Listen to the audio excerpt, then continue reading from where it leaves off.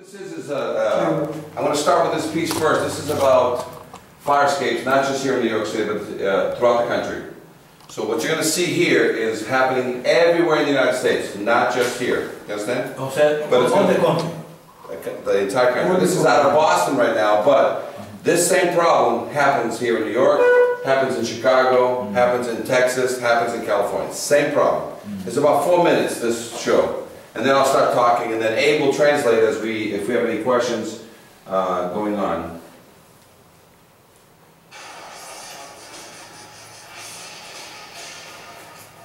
The smoke, the flames, and the bright faces, all in a firefighter's line of duty. But Chief William Hitchcock remembers the night it wasn't the fire that almost stopped him, but the fire escape that broke underneath him. And our investigation found across Massachusetts more unsafe fire escapes, rusty, deteriorating, crumbling, broken. And what state officials didn't know, the system they set up to keep fire escapes safe is also falling apart. Potential ramifications are disastrous. So let's look at this one. This expert ironworker is licensed to build, maintain, and inspect fire escapes. So then over here, for months, we examined dozens of them with alarming results. Looking at this today, would this pass inspection? No. In dormitories, at theaters, at homes, and apartment buildings. Rust is actually eating away the metal of the fire escape. And the bottom line? It'll get weak and then eventually will fall. This one has rotted connections. This one missing bolts, twisted metal. Would the stairs come down? No, never come back. This one, a broken tread. So how dangerous is it for the people inside this building? This fire escape is definitely going to put somebody either in the hospital or it's going to put somebody in a cemetery. Fire escapes are so critical. The state building code requires they be certified for structural adequacy and safety every 5 years. But our investigation found that safeguard is simply being ignored. Here's proof. We chose fire escapes at random in Boston, Somerville, Cambridge, Worcester, and here in Quincy. We checked building department files, But there's no fire escape certification. to see if building owners had submitted their mandatory inspection reports. There's no certification in this one either. Bottom line, not one we checked in Quincy had been certified as safe. And the Director of Inspectional Services admitted because of staffing shortages, the city has no idea how many other fire escape owners are breaking the rules. And as a result, do you know how many fire escapes in your city are safe? Or not? Well, I don't know. In Worcester, not one we checked was certified. In Somerville, No. 4 more fire escapes, Did it fall through the cracks? Yeah. not one up-to-date certification. And again, no system for keeping track. How can they get away? I guess the shortest nature of all is because we don't have the resources to sit here and follow up on these things. If structural deficiencies are reported, local building inspectors can actually evacuate residents until repairs are made. Would you talk to us on camera about this?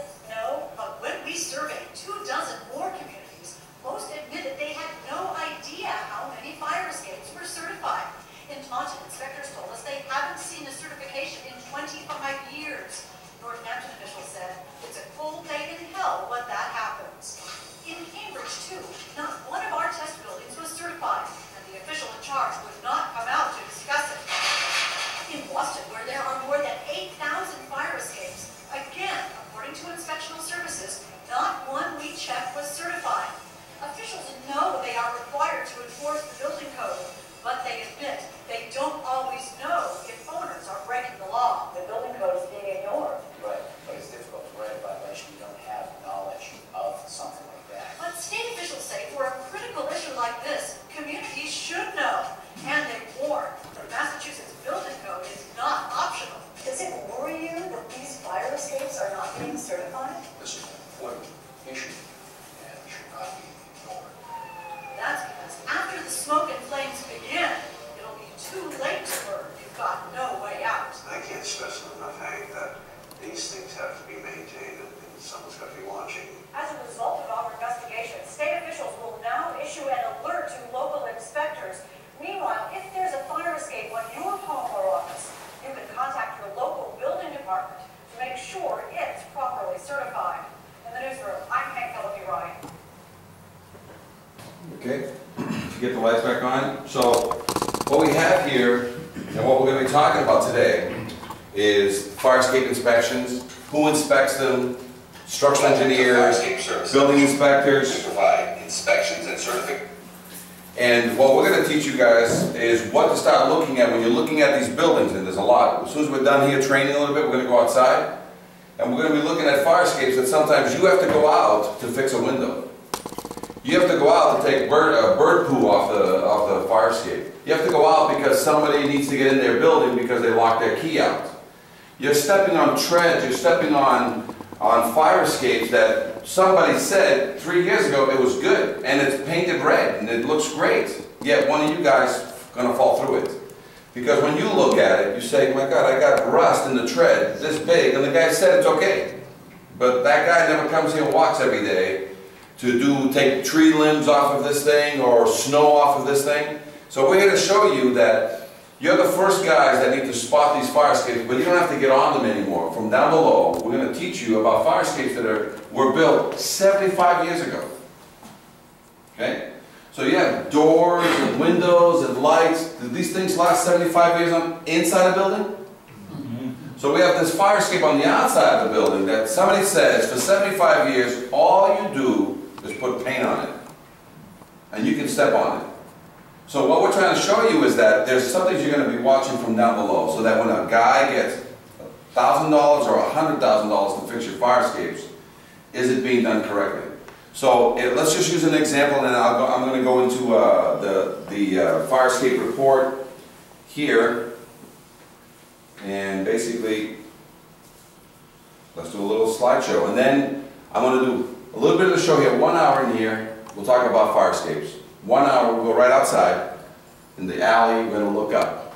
And you're going to tell me whether that fire escape passes or fails, whether it's painted or not painted.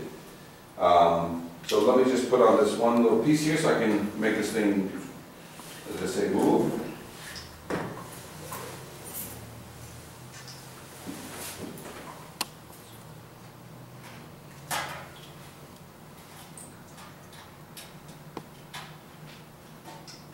Perfect. Okay.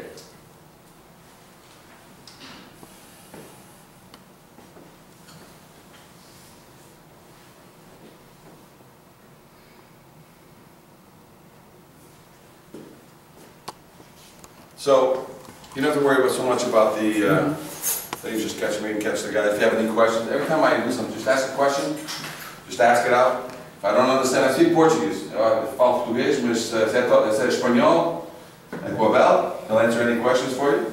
I speak a little bit of French, and any other crazy language you want to throw at us. But between all these, we'll find a bit of Italian. You know what I'm saying? But between all of us, so this is what's going to happen. One day, there's going to be a fire at some building, and this is what it's needed for. It's needed so that all the tenants get out by themselves. Fire escapes are called, it's for self-evacuation. They get out by themselves. They don't need you, they don't need anybody. They get out by themselves. Then when the firemen arrive 1 minute or 10 minutes or an hour later, they use this to get in the building and get the people out that couldn't help themselves. What they don't want to do is fall down a bunch of these treads. So what's important is that these things are getting fixed correctly and that the repairs are being done. So your job is just now, because you're the facilities guys, every now and then you have to go up these things and you have to see when a fire escape that is 75 years old.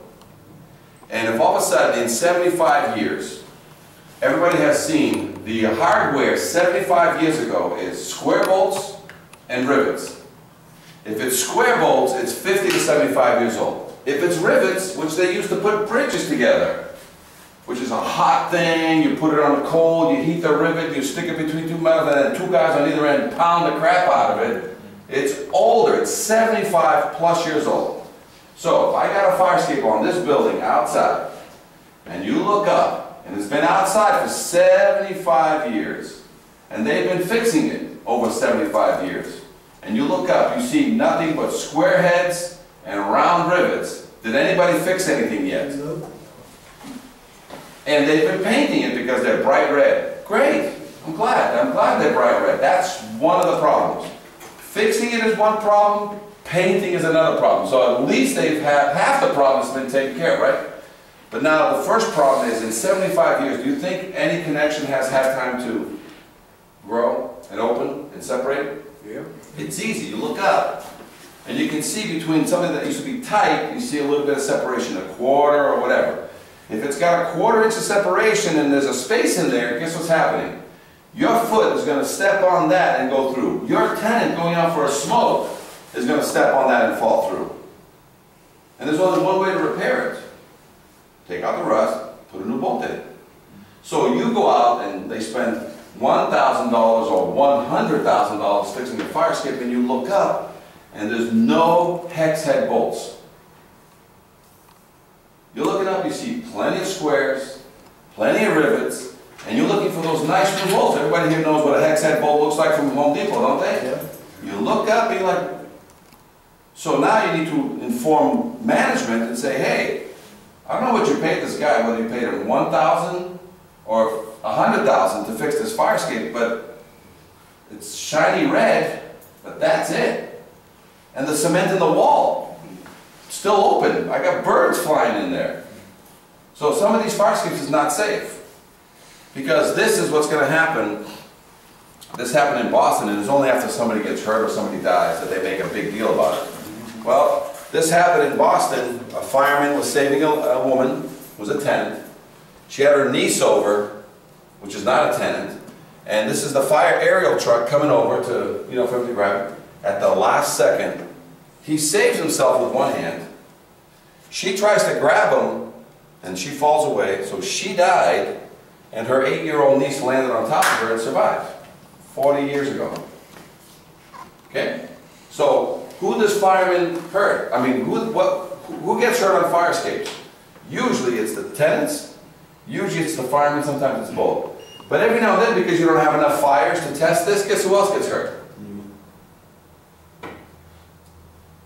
Because you guys got a lockout, a windowsill to fix, a satellite dish that got to be installed or removed because somebody did it illegal, some crazy wires, tree branches that blew in because of a storm, things that blew off the roof, pigeon poop, you name it, you guys are on there. And you guys are starting to fall because, you know, this is what occurs. So we're going to teach you the tricks. Back in the day, you guys remember when there was a AC, very common in New York, where did everybody sleep? Fire escape. On the fire escape, which was okay 25, 50 years ago. The fire escapes were strong. You could do that. So not everybody was dying on fire escapes 25 to 50 years ago because the fire escapes were only 25, 50 years old. And they were very solid. Today they're 75 or older. The firemen use it to get people out. Sometimes they can't go through the front, they have to get them out through the side. You got people who are watching parades on your fire escapes and they load them up like that. You've got all kinds of things going on. People are getting married now on fire escapes, they're taking pictures. You got people that do the parties, you know, hey, there's a party on the 3rd floor, and what does everybody use? The fire escape. Guess what who gets sued immediately if a party goer who's not even from the building is walking up and down that thing? Live load test. A live load test is what you guys do every day. A real load test is supposed to be weights, cement, lead, water, sand, bricks, and I put them on a fire escape and I load it and I step away, and that's called a load test. A live load test is when you guys and the people in this building and the people get on it, that's called a live load. Because you'll either live or you die. But either way, who gets sued? The building, you know what I'm saying? So this is one where I had, I know this case, I was involved in this case, 5 people on this. There was a buyer trying to buy a condo, a seller, the seller's real estate agent, the buyer's real estate agent, plus a condo association person. They're up top here. See all that rust up there? The guy who did the roof, who owned the building before he sold his condos, forgot to put all the bolts back on. And that whole thing fell 12 feet. Could have fallen more, but it didn't because they landed on a small roof. Had it fallen 24 feet, guess what would have happened? Dead people. But instead, what did they have? Live people. And live people with all kinds of iron all over them. What's the first thing you do when you're all busted up and you're stuck there? What do you do? Grab your phone and you dial 911. Or you call your lawyer? Who you call first? You call the lawyer first, and you ask him, because you're still alive, you ask him to call 911. You understand? So these are the kind of things you have to worry about. This is another case in Iowa that we're involved. 3 kids were watching the fireworks from up there. And guess what happened? They're up there watching the fireworks. The maintenance guy did some work on the fire escape and put it back, and he just lag bolted it back to the building. Instead of through bolting it, he lag bolted it. 3 kids hit the ground.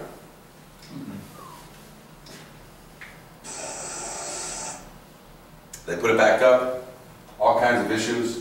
They put it back through bolted, put back legs, but the thing was improperly installed again, even when they put it back. So you got to be careful who does the repair work.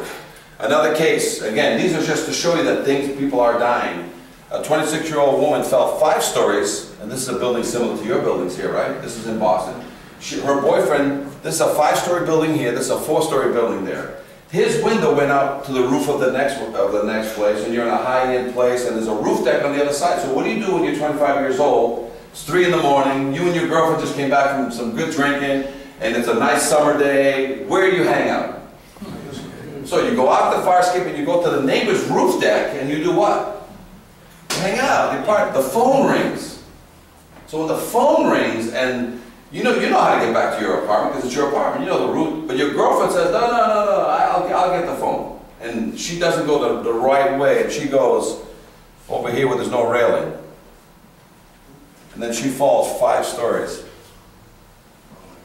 Okay? So these things occur because there's missing pieces of fire escapes, broken pieces of fire escape, old fire escapes. So, do you guys know who inspects fire escapes? Yeah. Everybody thinks it's the fire department that inspects fire escapes. They don't inspect fire escapes. Everybody thinks it's the building department that inspects fire escapes. They don't inspect fire escapes. They think it's the housing department. No. Insurance companies inspect. No. The only people that can inspect fire escapes is either a structural engineer or a fire escape engineer, because they know what to look for. But everybody thinks that it's, all these other people, but it's anybody that's an engineer inspects a fire escape. Sometimes in certain states they'll allow an architect. You guys don't inspect fire escapes. These people inspect fire escapes. Sometimes they think it's a city official. A city official will write you a violation, will never inspect anything. If he's giving you a violation on the sprinkler, not because he knows the whole sprinkler system, he saw something out of the ordinary, and because of that, he wrote a violation on the sprinkler. He may see one thing on the fire escape, but that's not what's wrong with it. That's what made him write one violation. Okay, so city officials don't inspect fire escapes. Fire escape inspectors, structural engineers, architects. This is a fire escape that we did here in Jersey City, actually in Fort Lee. When it used to be, this building that I inspected used to be the Hollywood of the East Coast. They used to do all the movies in this place. You guys have not even been trained on fire escapes yet. This fire escape, pass or fail? Yeah. Fail, why? Yeah, it's very rusty. So even if you don't know anything about it, like, my God, this thing looks like, I'm not going to get on that. And this is what it looks like. This is me inspecting. But do you believe that they had it inspected by an engineer? And the engineer came back and wrote a report on this. And the reason why I got to do this inspection is because the secretary didn't like what she got. So here's the engineer report. And this guy said, fix one tread, fix one of the gratings, and give it a paint job, and I'll sign off on it. We came in, and this is the same fire escape. And we basically shut down the whole fire escape because it had all kinds. Not to say that we're better, it's just what was this guy thinking? And a lot of times you have to be very careful when you have engineers that drive by, roll down the window, look out, say, "Do you have my check?" And then he says, "Did anybody fall?" "No." Okay. "Looks good to me." And he writes you what's called an opinion letter. And that opinion letter is somebody who doesn't get on it, doesn't really know what he's doing. You got to be careful of those. It's those people that make you fall through the fire escape. It's those people that make tenants fall through the fire escape, and it's those people that make firemen fall. And when you have a fireman that falls through, then you got the city officials here, the mayor, you got everybody coming down to find out why that fireman fell through that fire escape holding a baby. Oh my God, then you got problems. So our job is to basically teach you guys to be the ones that are going to keep an eye out, not only for yourselves, but for anybody else that's going to be on. Keep your people off the fire escape. How do you do that? Well, we're going to show you some tricks on how to keep people off the fire escape. so that they don't go out there for smokes. They don't put plants out there. They don't have ACs in the window, which is the only way to get to them. Okay? So let's just deal with that AC issue, because everybody's got to stick an AC in their window. We're not saying you cannot have ACs in your window. You can't have the AC that blocks a window. But if they have those inside ACs that have that snorkel, you know, that big tube, and it goes to the window, those are acceptable. It's the type of AC. It's not that you can't have AC, it's the type of AC in the window. So you just make, and the management company will say that if you've got a room with 2 windows to a fire escape, 1 window needs to be open. You don't have to have both windows open, so they can have the AC in the other window. But that AC can't stick out so far that it stops people on the outside from getting by. So these are the little tricks that will go. There's a lot of confidence tests out there, and these are the things we're going to talk to them about what they need to fill out. So a lot of these confidence tests now is what changes an inspection from an opinion, because these are severe questions that the engineers have to sign. So I'm just going to keep going on this with you guys to show you that there's a lot of confidence tests that we've helped generate nationwide. And we'll make, even if we have to do a confidence test here that is specific to Rush or to Wingate Management, we can make it so that every certificate that comes in gets filled out on one of these forms. And there's going to be tags. Nationwide now, there's a tagging that's required. In Seattle, if you have a bad fire escape, you have to have a red tag on it. If you have a fire escape that's under repair, you have to have a yellow tag. If it's a fire escape that's in good condition, can't barely see, but it's a white tag. So all of your fire escapes are now going to get tagged so that when you go there, you can see exactly when the next date is for re-inspection. So every 5 years is the average. Okay? This is what rust looks like. We're going to go into a little bit of rust and training. Rust, I'm going to show you guys here that rust takes 25 years to grow a 1/4 inch. Rust takes 50 years to grow 1/2 inch of rust. So if we go outside and we see some rust in the tray that's 1/4 inch, how long has it been growing there even though you put paint over it? Because what happens when you put paint over rust? What happens 2 months, 3 months later? Yeah, bigger. Comes right back out. You can never, nobody can paint rust. Nobody in the world can paint rust. You can paint the metal around it, but you paint rust and the metal around it, 2 months, 3 months later, the paint around it is there. Where it was rust, in the air. Do you guys know that all the fire escapes, you guys know because you get a lot of old buildings, the lead paint issue on the interior of this building? There's no what? The lead paint. You know how you have a lead paint issue on all the insides of a lot of buildings? Yes. You know that fire escapes, all that are older than 1978, every single one of them has lead? So that even when you're scraping and painting, you can't scrape without having the plastic downstairs. You can't scrape or paint the fire escape without closing all the windows and putting signs on the windows saying, if you have children inside, that you know, so there's all these things that are now happening with fire escapes that you weren't doing 5 years ago. So lead paint is an issue. Can't weld on fire escapes anymore because can you ever put a flame onto lead paint? No. So these are things that we're going to be covering, but we got issues with rust. Okay? And we're going to go into a little bit more detail right now, right after this, but you guys see that if that's a 1/2 inch of rust, how many years it took to grow? 25 to 50 years to grow 1/2 inch, right? This is all rust, right? Now, this is the part that you have to worry about. I'm going to show you a quick little videotape, because when we walk up a fire escape and inspect it, for our protection, we bring a little 3-pound hammer, a little baby sledgehammer, and we go up and we hit the treads for our protection, right? And when it's good and tight, the connection, it goes ping. When it's a bad connection, it goes pong. Now that's what we use to go up and down every time we inspect the fire escape once. You guys walk up and down the fire escapes all the time. You walk around with a 3-pound hammer every time you go up or every time you go down. Now, what you're worried about is what's going to show here when you have this, and sometimes going up a set of stairs, you can see it, so you're going to step over that one. What happens when you're coming down the set of stairs with wood or bricks in your hand or something, you're coming down the stairs? Well, this is why we inspect with a hammer for our protection. This is what can happen to you guys. Watch. 3-pound hammer. Only 2 pounds? Only 3 pounds. Wow. Okay? If it's steady, it's good. Hicimos el meteorito. Que de para abajo.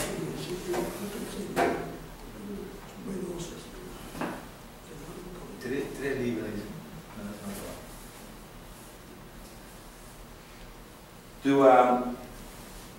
Y tú crees que está bien. You know what I need? I just need, is there another extension cord? I'm gonna have to pull this thing. Actually, we should probably get to that. Say again? I can get you. Do you have an extension cord? I just need my battery seems to be going out on this thing. Yo tengo miedo. Thank you. Sí. So while I'm waiting for the extension cord so my battery doesn't go dead, now you see what's going on is that treads like that, as soon as they go, if you're going down, your knee is going to snap or your leg's going to snap going forward because you can't stop yourself. You're going to go forward, you're going to snap your knee. You're not coming to work back at Wingate anymore. You're done. That knee is, you can't fix that. When the knee breaks forward, done. If you're going up and the thing breaks through, you fall backward. You hurt your knee in 3 months, maybe 6 months, boom, they pay, but you'll be back here working. But if you're going down and you break your knee forward, you break the cartilage and you break the knee forward. So that's the main thing that we're worried about is that the inspectors are being, the facilities guys are going on these things every now and then to take care of routine maintenance, which is windows, birds, trees, and you got to feel safe. You got to make sure that these things are safe for you. And then in reverse, you got to keep the tenants off of these things because if they're doing anything, parties, going out for a smoke, putting potted plants out there, and these things have not been checked, air conditioning, whatever, then you're putting a little bit of liability to the Wingate. And Wingate just wants to get all the fire escapes nationwide, they want to get them under control. Because even though they have a nice pretty piece of paper in the office, in a jacket, they want to now go back and verify that there's not been some abuse. So today will be the first example of that after we teach you a little bit of how fire escapes are made. We're going to go right outside. And even if they have a nice certificate for the one right outside, and you look up and you say, okay, they have a structural engineer that was here 2 years ago and said, this fire escape is fine. But you guys step outside now, there's no new bolts. There's all squares and rivets on it. And you see evidence of rust. Now, this is what Wingate wants from you. They want you to call them up and say, hey, even though we have a certificate on file, this is suspect. There's something going on here that we need to take another look at it. And that's all they want to do. They want to go back and just verify that that's a perfect thing.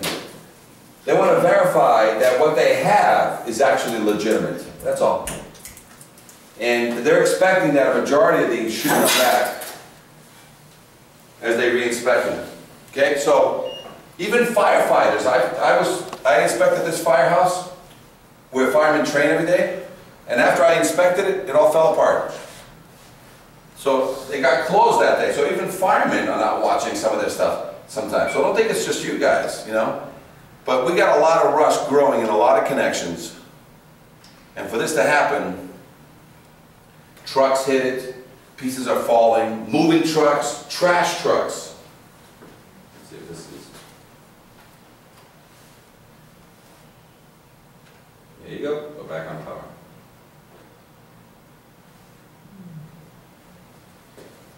Okay? This is everywhere, you know? So our job is now to go find the instances where things are bad, and this is the last thing we're going to be talking to you about, and that is a lot of you guys don't realize that the fire escape is attached into a lot of these masonry buildings this way. This right here is just the veneer. That's just a 3-inch brick outside. The structure of it is in here. And that's either a masonry wall made of block, or it's actually sometimes a wall made of brick. It's 2 or 3 layers of brick. The beautiful brick is outside. The ugly brick is inside. But this thing is attached to the ugly brick. It goes through the nice looking brick to the inside. But every now and then between the inside brick and the outside veneer, there's a 3/4 or ½ inch hole or space. And the roof has been leaking for 50 years. And the water's been coming down.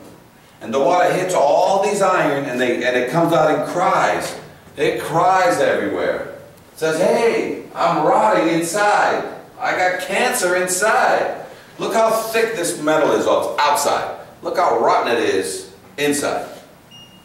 So every now and then, you're standing on something that is rotten on the inside. So even if the iron is good outside, it's not attached correctly to the building. But that's what investigations are for, is to verify. Because if we got some signs of rust and rusty tiers, okay, our job is to secure it back into the building. Okay? Missing pieces, you've got some fire escapes, there's no railing here.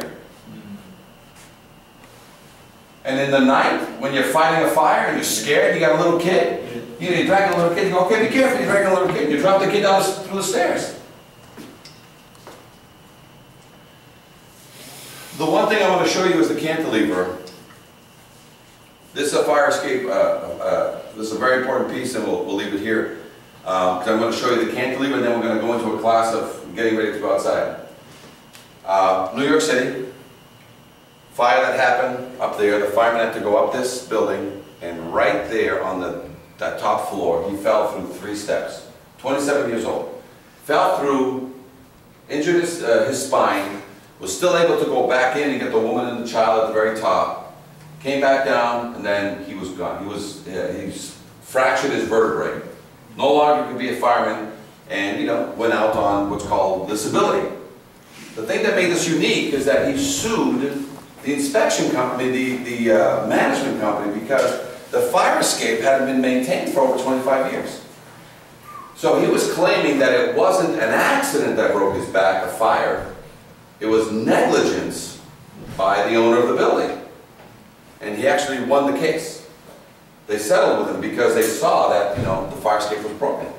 So that's the thing that you have to worry about. So now let's end on the last piece, because a lot of your fire escapes have ladders or they have cantilevers at the bottom. So let me show you right to the cantilever here, which is important.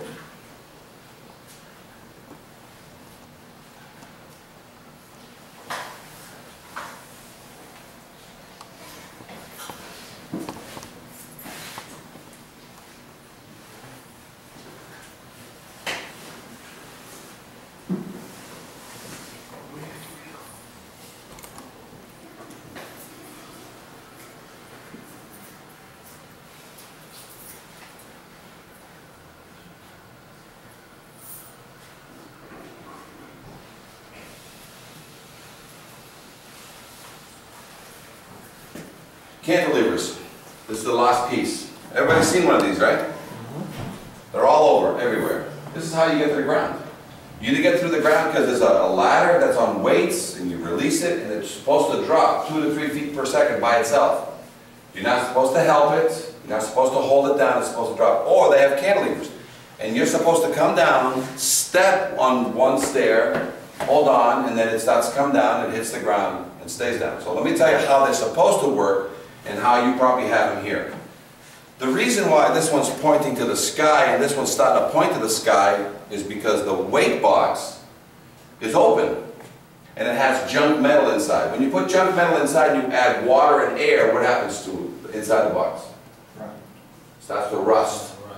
And when you have a 1/4 inch and you let it rust, it'll grow to 1 inch of rust and get heavy like 1 inch. So what happens is, as you leave it open, water gets in year after year after year, it starts getting heavy and it starts aiming into the sky. So the first thing you do, if you don't want the city to give you a violation, is you go to Home Depot, you buy a chain, and you tie a chain back here, and you tie it back up there, you tie a chain over here, and you pull it up, and guess what happens to it? It's horizontal, but now it weighs a ton. Now, here's why it's wrong, because when you put the chain on it, or you don't fix these things, because they're supposed to drop by themselves. A 150-pound woman and a 50-pound child coming down the fire escape, trying to get away. If this thing has a chain on it and it's heavy backwards, what's going to happen is she has to come down, she brings the child, and she steps on the first tread. What happens? Nothing. Nothing. She goes 3, 4, 5 treads. What happens? Nothing. She does 1 more, 2 treads. What happens? Now it starts to come down. And it goes down fast, and it goes down fast, and then she hits the ground, and she has to hold on, and she screams and cries, but she's able to hold on. Ready? And then she's got the child starts screaming, and she's got the thing, and she walks down, and she goes, oh. And then she walks a few more treads with the child, And she's 150 pounds, and the child is how much? 50. And then she goes, what happens to the child? 12 feet in the air. Now the child is up there 12 feet in the air, and there's a fire in the building, and the mother tells the child to do what? Jump. Jump 12 to 14 feet. That child gonna do it? There's no fireman there yet. The child is up there because this cantilever is out of balance. Threw the child up. The child held on, thank God, otherwise the child would have fallen 12 to 14 feet. Now when the child is up there and the mother's saying jump, and she goes, you know, jump, jump, jump, no fireman, no help, what does she do? You don't think she's going to run back in the building and start the process all over again? You think you think a mother would run back into a burning building to save her child? Okay, so she starts running back into the burning building to go back to her apartment. You think she has her keys with her? So she's going to run back into the building to go back in and to save her child who's 12 feet in the air, and the fireman stops. Hey, where you going? Oh, my child in the back alley is stuck 12 feet. He goes, I'll get her. So the fireman goes there and he gets underneath and tells the child to do what? Jump. And the child does what? Doesn't jump. So the fireman has to run. How much time is he wasting? He has to run back to his truck and get what? Gets the pole that he has. And he goes up there with his pole and does what to the thing? Grabs it, pulls it down. Brings it down, puts his foot on the fire escape to hold it, and the child gets off, gets with the mother, and they do what? They go away. Now what's that fireman doing? I'm holding it down. He's holding it down. Now he's the captain. He's the guy that tells everybody what to do. There's flames upstairs, there's shit falling all over the place, excuse my French. And all of a sudden, he's like, hey, you get over here and hold this fire. You know, so he calls the lowest guy to sit underneath the fire, because now that's how they're going to get back in. Yeah. But it's out of balance, because as soon as he takes his foot off, so that's why fire escape cantilevers are supposed to drop 2 to 3 feet per second, hit the ground, stay down. They weigh almost like 20 pounds on the nose. So that when you're ready to put this thing back up, there's a guy upstairs on a release arm. There's actually a release arm, because if you have a release arm, nobody can break into the building either. So a lot of these, if you put a release arm, no more break-ins into your building. But at the same time, the fire, when you're downstairs, you grab the nose, you just throw it up. And the guy upstairs just locks it. Now you have an anti-theft device, and you have something that it blocks your way. So whether you're stupid or you're smart, it doesn't matter, because when you run into this bar and you push it away, by the time you get down 3 or 4 steps to the pivot, she's already down and hits the ground. The same thing happens with your ladder. If your ladder is balanced correctly, a ladder weighs 200 pounds, your weights weigh 175. So when you release the ladder, guess what it does? By itself, 2 to 3 feet slowly to the ground. Goes to the ground and hits the ground and stays there. Some of these are out of balance. You got to push them down, you got to hold them, and it's not what it's supposed to be doing. It's supposed to be single action requiring no special knowledge. Okay? So what we have on here is we have some inspector training videos that we use to train the firefighters, the building inspectors, and if you want to write this down, or they'll send it to you, it's called Fire Escape Academy, and on there's about 400 videos that you can use to, you know, learn how to inspect fire escape. So if you have time at home, go onto YouTube channel, and here's all the inspector training videos. So I'll just use a simple one here on a fire escape. We'll do this as a quick one. Open it up to questions, and then let's get our jackets on. Let's go outside. So quick one here, ready? Big old ladder. Fire Escape Academy Inspector Training Video. We're in Westboro. We got Gino back here, State Inspector. We got obstructions, we got trees growing. Let's do a quick inspection. If I was the inspector looking at this fire escape, I'm hired as a fire escape inspector. I'm very well known for the fire escape. So we got obstruction, we got a lot of rust. We've got this thing deteriorating into the ground. So all these treads can actually just rip these strands. If I was to hammer test, I got rust growing in here. If I was to hammer test, this is where inspectors get hurt. They go up. And sometimes this thing will fall from it. Look at this, Gene. See, if you look at that side, you think that thing was going to give way if an inspector came down unknowingly? So this is ready to go this is a loading dock, so this gets used all the time. So now I'll be careful going up. I got all this grading supported at the nose, this grading supported at the back, and this whole rear is all rotted out. So This is a loading dock. so now we've got loads of material coming in here, and so imagine some poor kid putting on a couch or a refrigerator. The rear, the channel is gone. So if you get underneath there, baby, you just poke your nose underneath there and shoot that thing. Now this is taking couches, refrigerators, whatever it may be. See all that rotted? It's rail here. A lot of times this is a chain rail. So usually, if any kids get over here playing around, they can fall. Got trees growing in it. Look at the supports into the ground, how they're rotting. It's just cemented into the ground as opposed to being sitting on a pillar. That's another problem. These things are not made to sit outside for 75 years without paint and maintenance all the time. Verify this wall here. You don't have a boiler inside the building, so let me just put it out of here, but if you want to turn on the lights again, you don't have a boiler that lasts 30 years in this building, and that's inside. How can you have a fire escape outside that lasts 75 years with nothing but a paint job? So what you want to do is, as we go outside and we're going to walk around the building, all you're going to do is just to help the management company is make them aware of whether you see something that somehow passed that really shouldn't have. What do we have to do immediately to secure it? Because even though, and I'll give you an example, let's say we identify something out there that has ½ inch of rust, has huge missing pieces or whatever the situation, but let's just take a tread that has a lot of rust in it. You know what the temporary repair to make it safe for you, for the tenant, and for the fireman? Not to certify it today, but if I take out, every tread has 4 bolts, right? And if I find treads out there that have ½ inch of rust, the correct repair is 100% removal of all the rust and rebolting. But in the meantime, just to protect everybody, if you take out just the bolts, leave the rust, and you put in 4 new bolts, will that temporarily hold that fire escape to make it safe for the tenants and for the firemen? And then you can schedule the repairs 3 months from now, 6 months from now, because are those bolts going to rot in 3 to 6 months? No. No. But will they averted a possible lawsuit so that you didn't fall through it, tenants didn't fall through it? Did the landlord ever fall through the fire escape? No.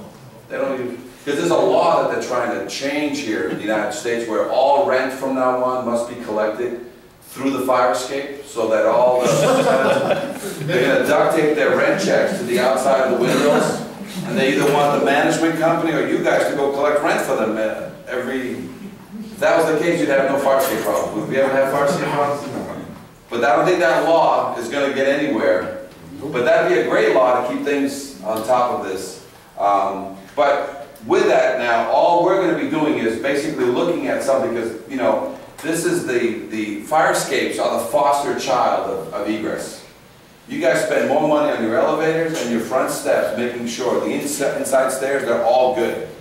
You're constantly painting them and changing them and reinforcing them and sheetrocking them, the inside stairs. What about the foster child outside of fire escapes? That's the forgotten child. That's outside, 75 years in the cold, in the rain, no winter coat, nothing. Other than a little bit of paint every now and then. You know what I'm saying? So, we're going to help you guys see what that is, so that if there's something that's a concern, first of all, you're not going to get on it anymore, because you're going to lower the liability for the management company itself. Number 2, you're going to keep all your tenants off of these things because you've identified something that could be a concern. Number 3 is you're also going to make sure that it gets inspected now properly, so that minimally we can put an emergency repair order on it right away.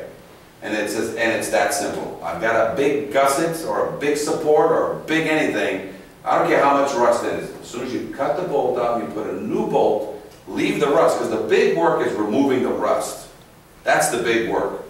But to cut the bolt, sometimes you guys are going to go in and drill your own hole and put in another bolt, leave the existing bolt where it is. You're going to drill another hole and you're going to put in a 3/8 or a ½ inch bolt. 1, 2, I don't care how many you put in there. Because you didn't like something. You said, you know what? I'm going to come over in my little drill, put in my little quarter pilot. and I'm gonna blow it out to 1/2 inch, and I'm gonna buy a bunch of bolts at Home Depot, I'm gonna put a bunch of 1/2 inches in here, because by the time the engineer comes in here and re-inspects this, by the time we get the PO to get, you know, so you'll be fixing a lot of these things quickly yourself, because as soon as you step on a tread and it falls, don't wait for Joe Ironworks or John Welding Company to come and fix it. Dude, lift it. There's 2 bolts there. Put 2 more, just knock those bolts out, put 2 bolts in. Don't worry about the rust, just put that in. At least now you can, it's an emergency repair. Now, if only one fell and it looks like the others are ready to go, you're not going to fix every single one. You know, that's not your job. They don't want you to fix fire escapes, but they want you to identify what is suspect, and they want you to help them remove the liability. Keep your tenants off of that, and if you have to get on them, make sure you know what to look like, what to look for to make sure it's safe. And if we have fire escapes that have been inspected over the past 5 years that you guys are saying no, I don't care if we have a certificate on this. I can't find one new hex head bolt on this thing. I got square heads and rivets, and all those are 50, 75 years old plus. So yeah, it's a nice paint job. It's nice and red, but it's suspect. And that's when they'll have a company come in, hopefully it's us, but they're going to have a structural engineer company come in and reevaluate each one of these so that we can get these cleaned up. And as soon as a fire escape is, you remove all the rust, and before you put the connection back together, you fill it with 50-year silicone, and we close it, and then we put new bolts, and then we put our finger all around with the silicone. Okay? Do you think you ever have to fix that fire escape ever in your lifetime? No.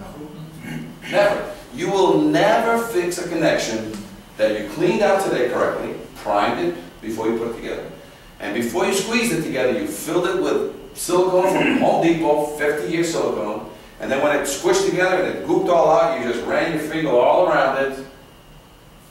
Now, the life of this building is a paint job on that fire escape only. You'll never have to fix that connection again. That's how quick this repair, it's going to be one-time repair. It's not going to be now and then 15 years from now the same repair. No. It will be if you fix it today, no silicone, and you leave a connection that you primed and you fixed, and then you left it with all the little cracks and crevices. Guess what's going to fall in it? Bird poop, leaves, wind, dust, and in 15 years from now, you know what you're going to have inside that connection that has all these little cracks and crevices? Rust is going to be in there. But if you inject it with silicone, and whoever fixes any fire escape for you, you make them, you waste a case of silicone on that thing. Say, hey, after you're done fixing it, I want you to close every hole with silicone. Whether you fix it or not, I want every hole you see silicone. Because the paint can blow away, but silicone doesn't blow away. Okay? And then once that's done, now you've got a fire escape that you now just keep it painted. And that's all you want. You want to just stay on top of it, keep it painted. And that could be ironworkers painting it, welding guys painting it, and any painting company now can paint it. Or you guys, because every now and then they say you guys got nothing to do on these buildings. You guys got so much free time on your hands. And they want you to go out and just paint fire escapes. Because you guys got nothing else to do. You guys are really bored, especially in the summer. You guys don't have much to fix on these old buildings, so they say, you know, they want you guys to work on fire escapes. Painting them only, just painting them. All right, so let's end it here. There's a great website, it's called Fire Escape Academy. We send them links to this if you want to trade. So if you just type on the internet, under YouTube, type in Fire Escape Inspection, Fire Escape Repair, Fire Escape Academy, all our videos. We have about 1,000 videos out there. So you can watch seminars on this stuff. You can watch inspectors being trained like we're doing right now. So if you really want to learn, you don't have to learn all this stuff. Today, my job is to walk you outside so that if you're working on any buildings in downtown, you just look up and say, original hardware or evidence of maintenance. Number 2, is this thing painted? And the last thing you're going to be looking is how it's timed to the building. If it's got any drag and tears or if the cement is missing. 3 things. That's all we're going to look like for outside. We've been recording this, so you'll have this class to record. It's going to be online for future training. We're also going to take that camera outside so that as I'm talking, I'm not going to tell you what's wrong with the fire escape. I'm going to ask you guys, what's wrong with this one? And you're going to go blah, blah, blah, blah. Next, go to the next one. What's wrong with this one? And I don't care if the fire escape is 1 story or 5 stories. Everything that's wrong with the fire escape you see in the 1st and 2nd story.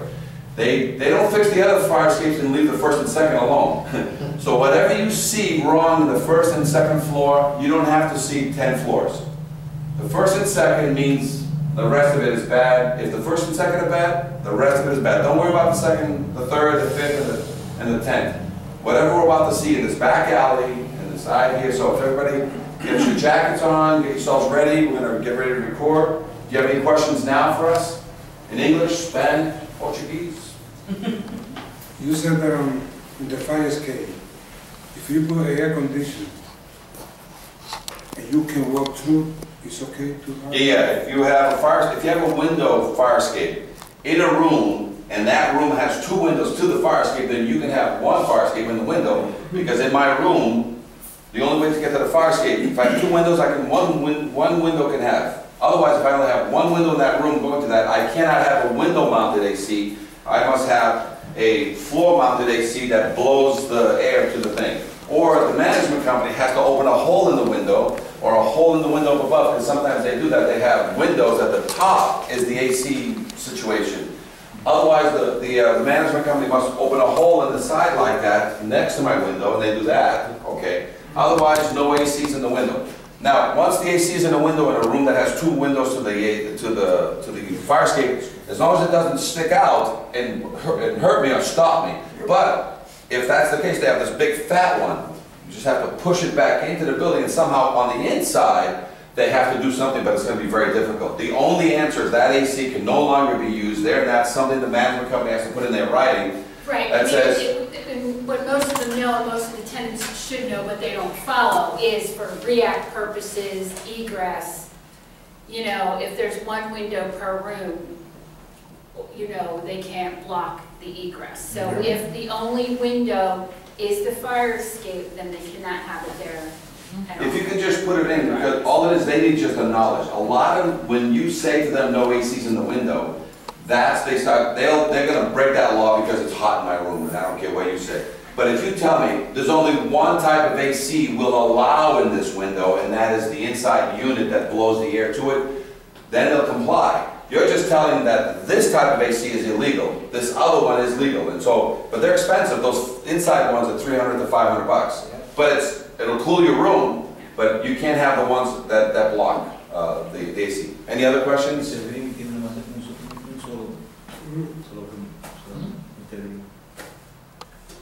Any other questions? Uh-oh. Get over here, away from the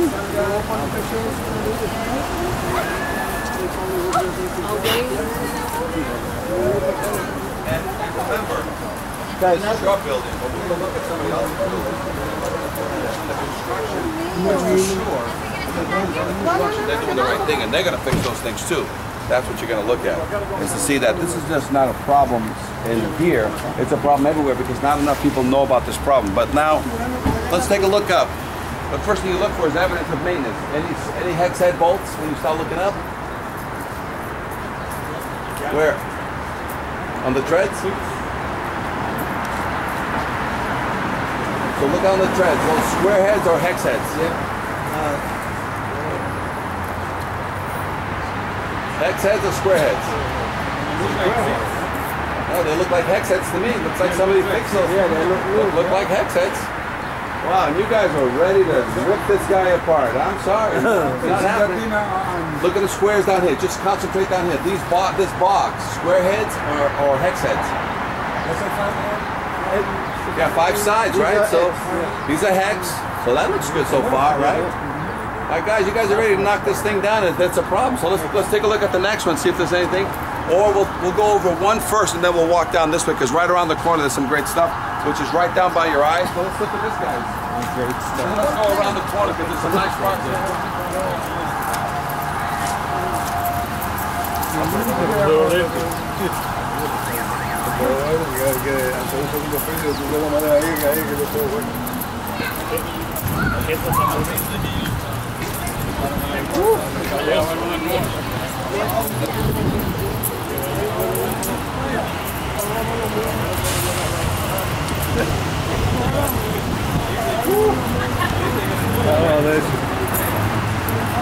Aquí sí está bueno, ¿verdad? get everybody right here? Right. Now. Hay que estar right. Está bloqueado, está todo roce. Okay, so now let's look up. First of all, the first thing you always have to, more paint than rust or more rust than paint? More rust than paint, right? So that means every connection is compromised. So as soon as you let it rust too much, you've got compromise. Now, let's say they painted it though, with a nice paint job, and it was as red as that one. So now look for the original hardware. Look for square head bolts and look for rivets. You see any rivets? All rivets on this right. Now look at the ladder system. Look at everything connecting the ladder. Any square heads or any rivets? Any shiny bolts of any kind? All right. So if somebody said that this part is passable, would you agree with or disagree with it? All right. So now let's look at the tread. Look at all the rust inside the treads that could hurt somebody. If you look up the treads and you start seeing pieces that are separating. And you got rusty tears in all the treads, so you think any of those treads could give way in your future? Yeah. When you're going up to take the tree, you know, somebody says, oh, get the plants off the thing. Because the one that's going to clean the stuff off the fire escape is not the tenant, it's left already. It's you. And sometimes in order to get there, you have to climb up the very treads. Now, let's take a look at connections into the wall. And use this side here.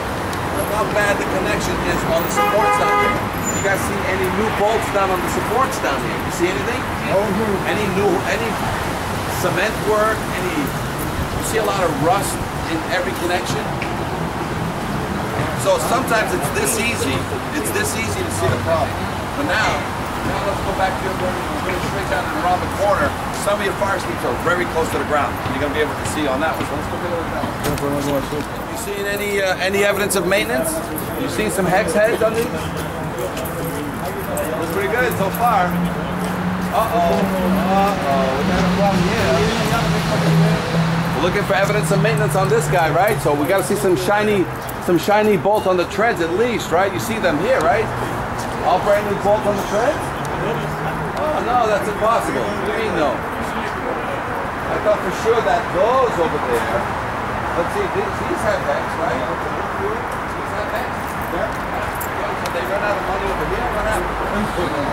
Well, the guy had money and he kept fixing. But then, as soon as Kathy left the area, what did he give her for the same amount of money that he charged her here?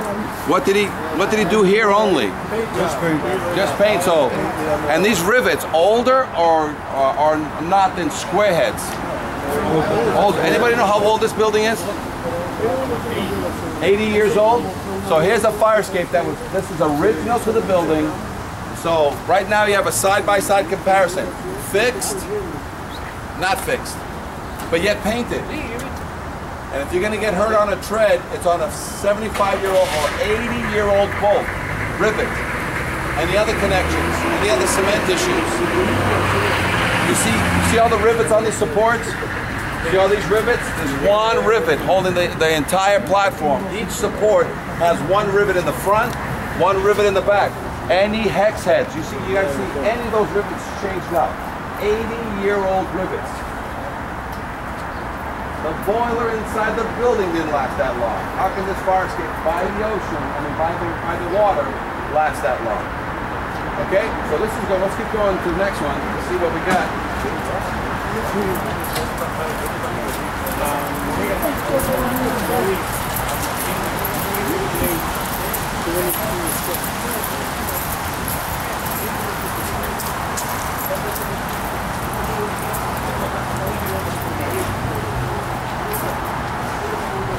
Okay, so the guy who got this, was this a $1,000 contract or a $100,000 contract to do all the fire escapes?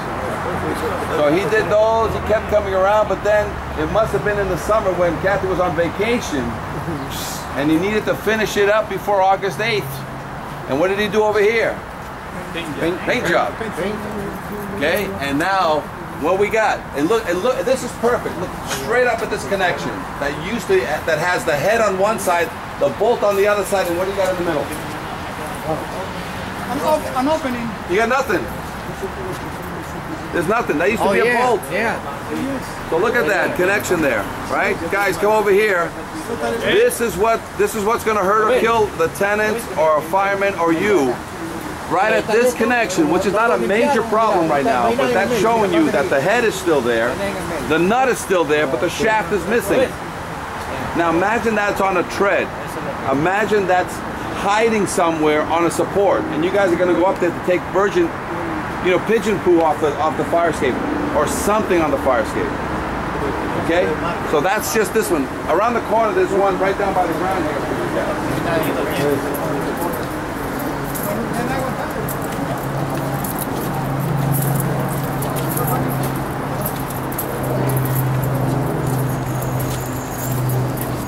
Okay. Don't go up too far. I want to show something. Right here. Now I want to teach you guys a quick class. How good you guys are getting. Ready? Now we're going to be talking about this one here, right? But now to make sure that you understand the rules, must be kept painted, must be structurally sound, right? And anything that is 50 to 75 years old either gets load tested or gets reinforced or replaced, right? That's the guarantee. So does that fire escape across the street pass or fail? Original or new hardware? Across the street. Original. Does it pass the inspection? No. Why? It looks like, how about the paint? Is good paint or bad paint? Bad paint. It's not too bad. Look, it's brown. I mean, that's not rust, that's brown. So it's not too bad, right? The paint is not too bad, right?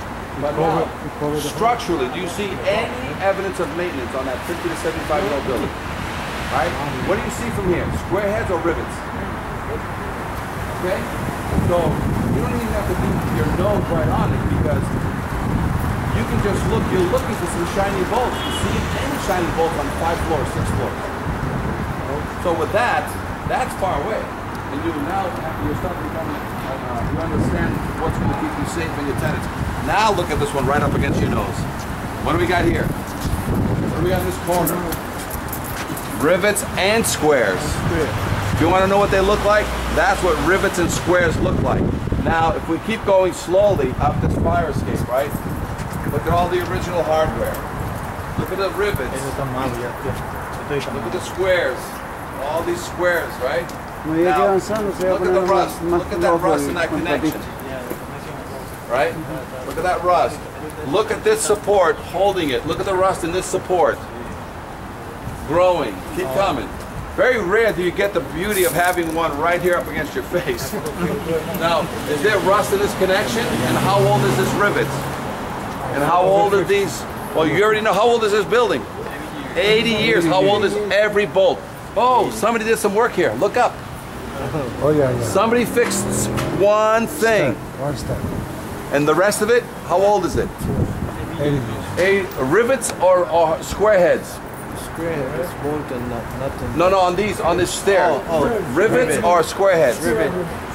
Rivets. Everything's rivets, right? Yep. Now, if you look up, somebody fixed one of these. Look up, see if there's any more fixings.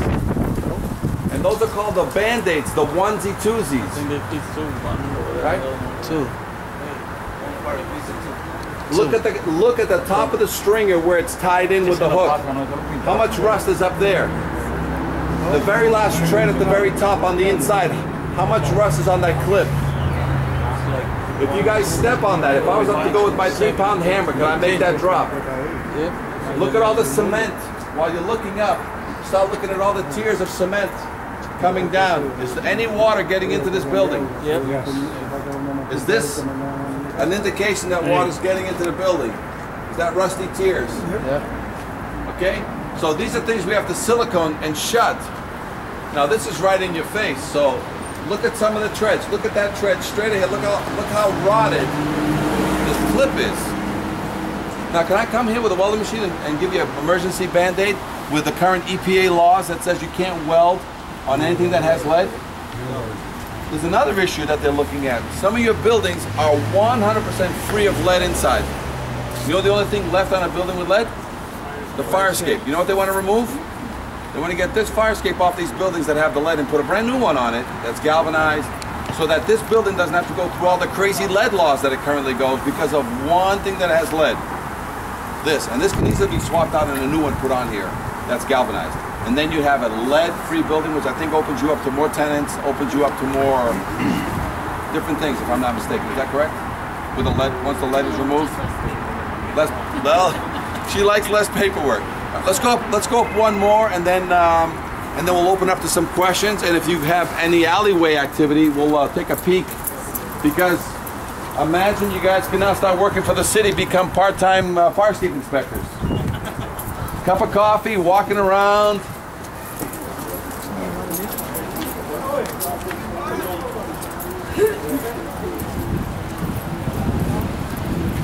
Okay, guys. Let's look up.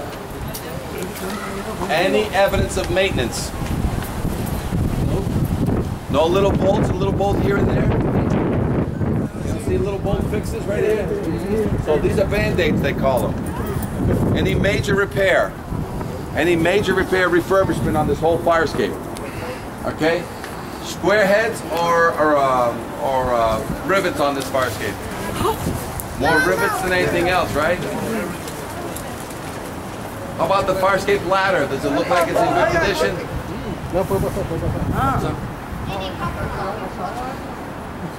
Nice paint job though, right? Do we have a paint problem yet? No.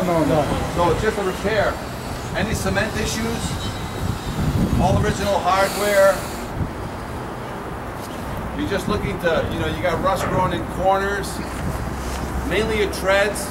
80 years they've never fixed the treads on this thing. And whenever it did, it was onesie twosies because one thing fell and they sent that poor guy out to fix one tread. Okay? So this is great because this is a fire escape that's been painted. They claim they repaired it. Did they repair anything here? They painted it. But that's the case. Right across the street, pass or fail. Evidence of maintenance from here. If that's your building. Any evidence of maintenance? Original hardware or all original? Square heads or rivets?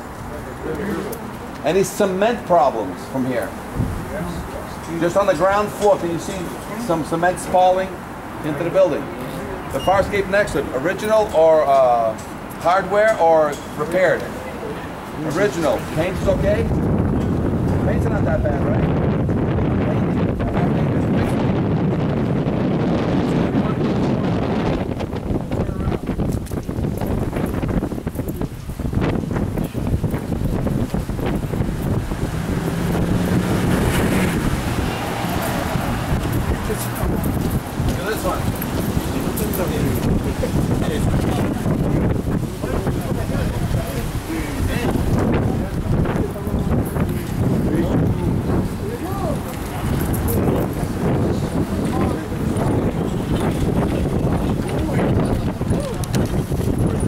Okay? So now, after a little bit of training, you guys are starting to get it. It's that easy. Yep, you can keep it painted, but that's no longer the proof that it's good. I'm looking for evidence of maintenance, minimally on all the treads and all the supports. And I'm looking for some hex heads here and there. Otherwise, if I see rivets and squares, I gotta let the management company know that I don't think it's been fixed correctly. And they'll have it inspected, I'll have it looked at and stay off of it until they have it inspected for your protection. Okay? Now, does anybody know if there's any staircase around here with a cantilever with a weight? All right, we can start heading back in towards the fire escape. I think you guys pretty much got it down on the control and you know what to look for.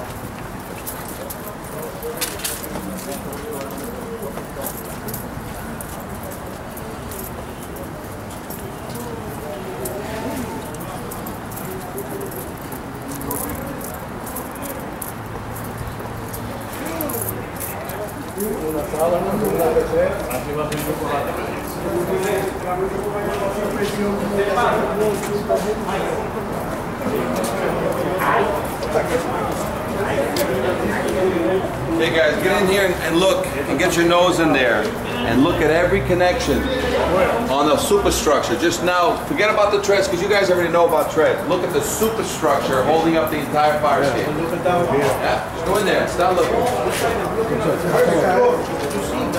Yeah? But look at every joint. Look at the cement in the walls now. Look at where they meet. Look behind. Look at the clip. Don't look at the front now. Look in the back of the clips. And start seeing what you see. Look. Look at all the clips here. Look at all the bolts. These things just start getting eaten up. Look at the cement problem. So right here, this is the first floor. Everything you need to see is on the first floor. Sometimes a little bit of the second. So you already know that you're looking, is it original hardware or is it any evidence of maintenance? Original. Original hardware.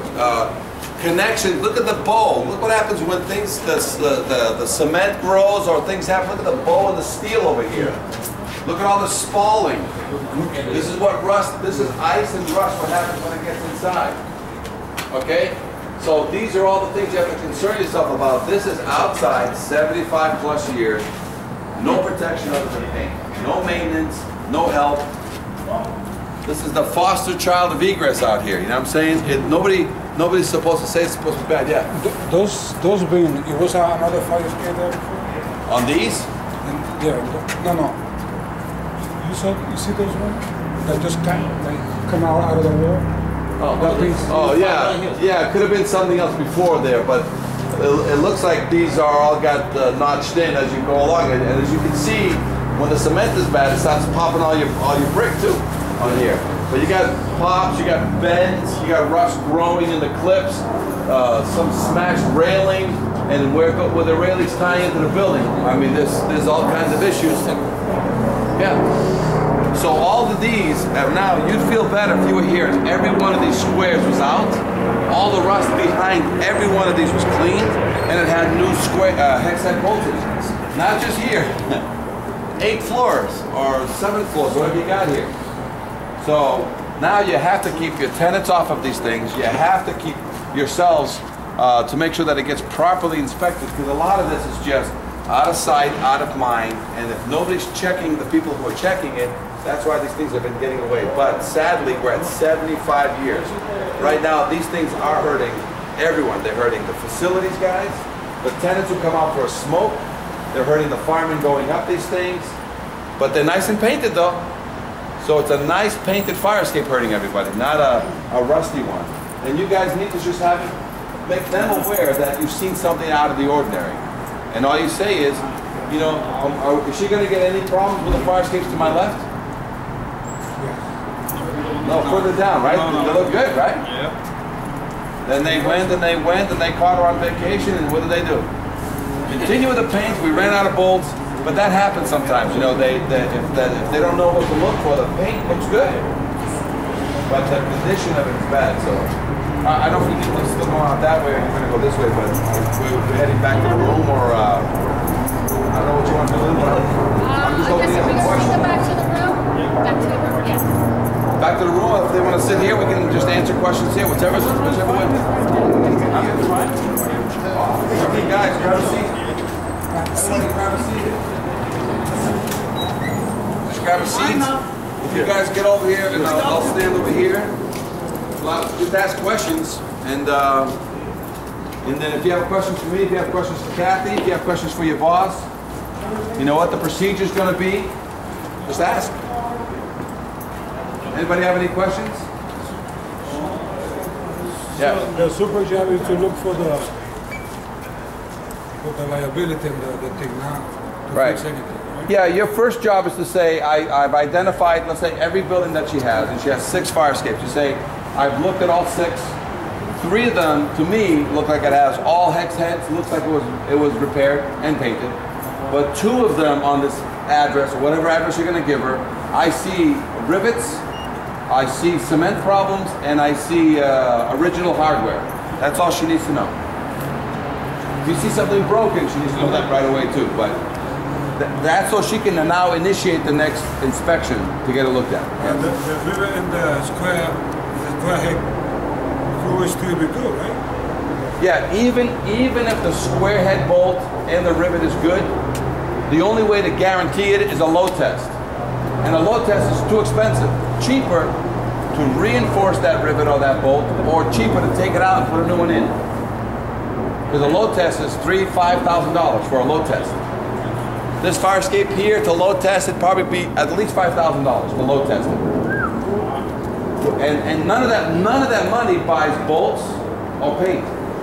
That's just to move a bunch of weight around all day long.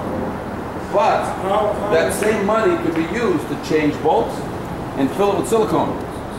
And then I can guarantee to her that the fire escape has been certified without the need for a load test, because we repaired all the cement, reinforced or replaced every bolt and rivet, and silicone shut every connection. The load test is in each step? Huh? How you load test it? In each step you put... Every platform, every step. 50 pounds? 100 pounds per square foot. So that platform right there, which is 15 feet long, 2 feet wide, is 30 square feet. Times 100 pounds, that's 3,000 pounds. I gotta bring sand, lead, bricks, whatever I have. I gotta put 3,000 pounds on there for half an hour. Then I gotta move 3,000 pounds to the next one for half an hour. Then I gotta move 3,000 pounds to the next one for half an hour. A lot of time, a lot of money, buys no bolts, buys no paint. I use it to pay the guys, you know what I'm saying, to move weight around. That same money you can use to put in new bolts and new cement. Okay, it's called a certified repair. So some of these fire escapes here to the left that have new bolts on the connection, that's a certified repair. Do you have any doubt that a new tread on this side with new bolts in it is going to hurt you? Right? That's not going to hurt you. But what about this 80-year-old rivet over here? Do you think it might go someday? Yeah. And is that day tomorrow, or was that day 2 years ago? Because even though it's still there, it's ready to go, you haven't stepped on it correctly for it to go yet. But the day you do, she'll know about it because she's got a maintenance guy that got hurt on the fire escape. And if you fell going down or you fell going up, will determine whether you're coming back to work or not. What other questions you guys have? So the new, let's say you're gonna fix some of those rivet. The new bolt is in the same hole? Same hole. Same hole. Whatever's cheaper. Right now, if I come here, I'm gonna fix this connection right here. 2 bolts, I have a choice. If that connection is 100% good, no rust, I can put a bolt in between the 2. Keep the originals, put a bolt between the 2. For me to drill out that connection, I need to do a 1/4 inch hole, then I need to open it up to 1/2 inch, as an example. 7 minutes. But with my impact gun, I put an impact gun on those 2 bolts right there, and I either unscrew it or I tighten it and I break it, then I pop it out, put in 2 new bolts, 2 minutes. Which cheaper for Kathy?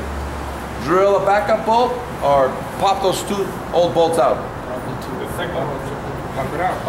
When I'm done on this thing that was good, there was nothing wrong with it, but I needed to eliminate an 80-year-old bolt. I'm going to take my caulking gun, because I didn't open it up, and I'm going to caulk around that whole thing with 50-year silicone. Everywhere. Will that connection ever grow in the future with rust? So that's what we're going to do here. So if all those treads are good, and there's no rust in that connection, I'm not going to charge her to take all the treads out and change the bolts. If the treads are good and there's no rust in the connection, I'm not going to drill a hole between each one and take 7 minutes to 10 minutes every single one, re-sharpen my drill bits, and I'll be here forever.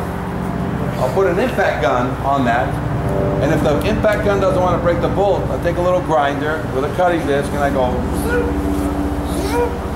pop out the bolt, put in a new bolt, and then that connection, I silicone shut it all around. It's cheaper for her.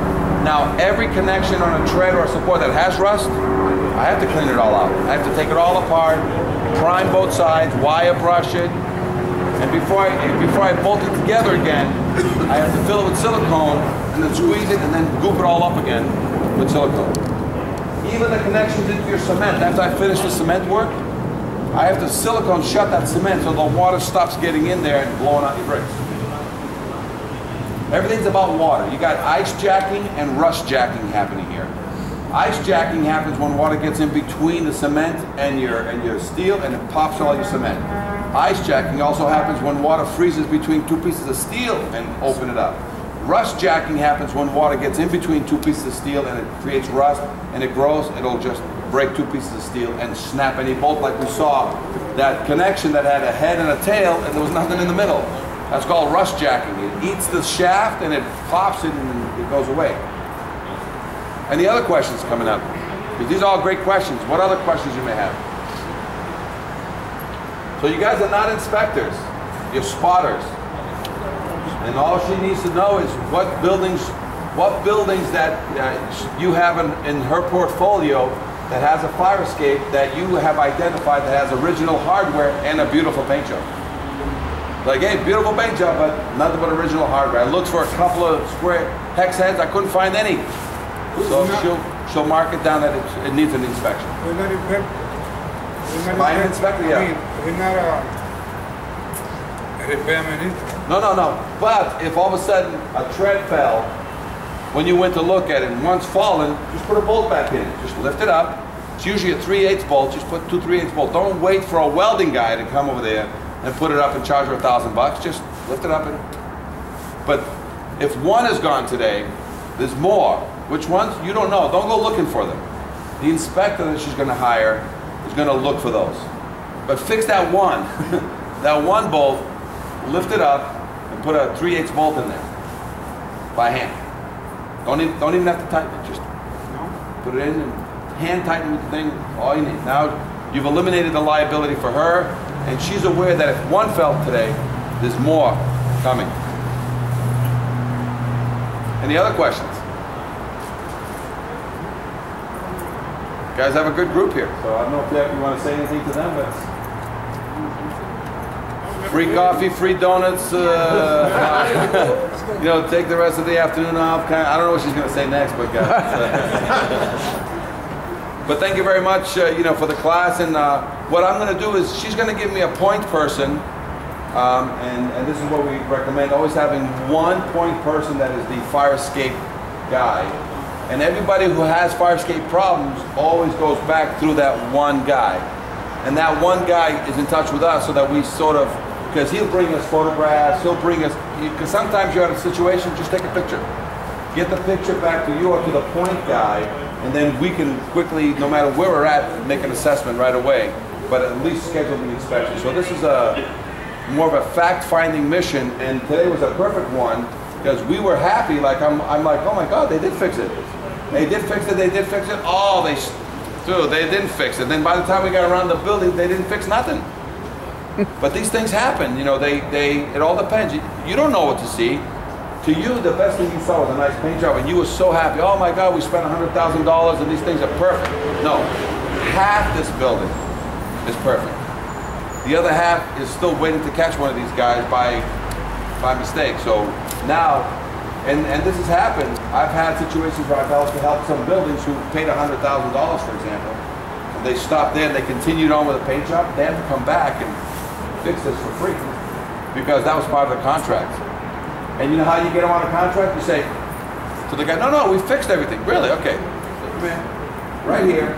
Show me one shiny new bolt on this fire escape.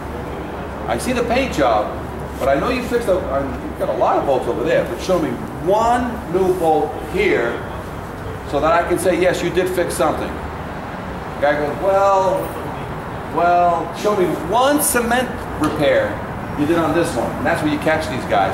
Now it's a liability issue and in a situation where the contract fraud, and she'll say, hey, I want this fixed right away. And now the guy's back here for zero money because somebody ripped. So I don't know if that's the case here. This could have been a separate contract. I don't know. She is painted. And this paint looks as good as that paint. It looks like it was all done at the same time. So now it's just a matter of, it's these things we're trying to stop in the future. Guys who do that, and then when nobody's looking, they do this. But the check is green for the full amount of money. So that's what it is. So this was a great class. Thanks a lot for questions. What about the guys who tell you that, or tell her, she didn't know, that all we need here is a paint job. That was bad, but here all we need is a paint job. Well then, because you just took this class, you'd say, I don't know if you know your job, but you're telling me that 75-year-old bolt is good? No, but I'm saying before this class, like if they would have. Oh yeah, there's a lot of, that's why they're having this class. They don't want, because here's the thing that you have to understand about why we do this. The reason why you leave fire escapes like this with a paint job, you think 5 years from now this will pass or fail if I'm inspecting it. Fail, right? So if this was my contract here, and I kind of fixed those, but I didn't fix these, you think I'm ever gonna get away from this apple? I'm gonna bite it once, I'm gonna bite it twice, I'm gonna bite it as many times as I can. I'm gonna leave something for my kids.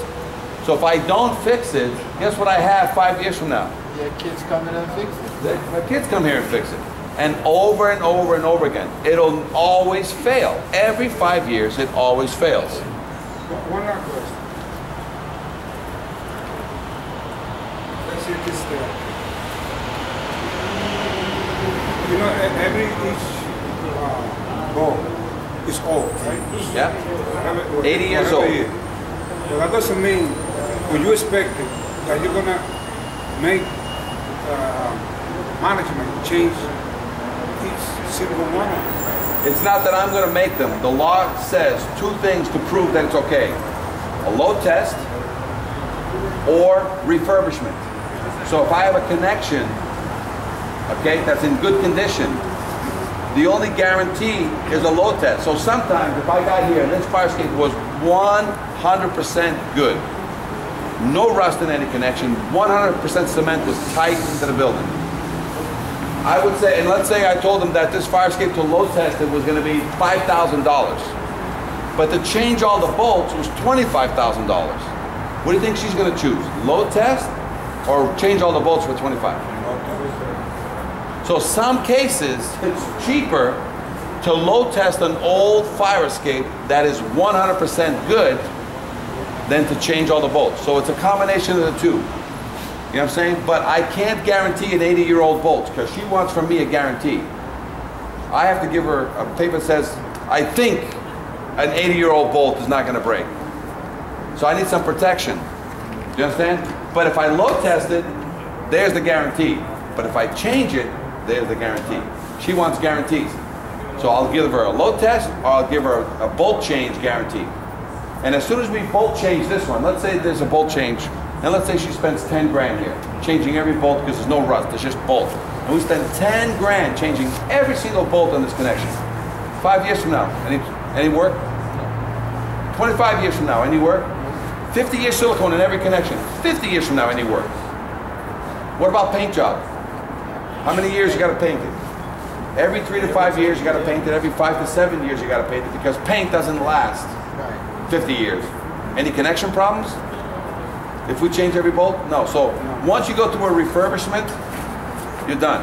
If you go through a refurbishment and silicone shed it, you got no more structural. So this building can go once through a refurbishment. I don't care how much it costs, 100 grand, 50 grand, or 250 grand, once. Will I ever be able to bite that apple again in the future? If you did it correctly.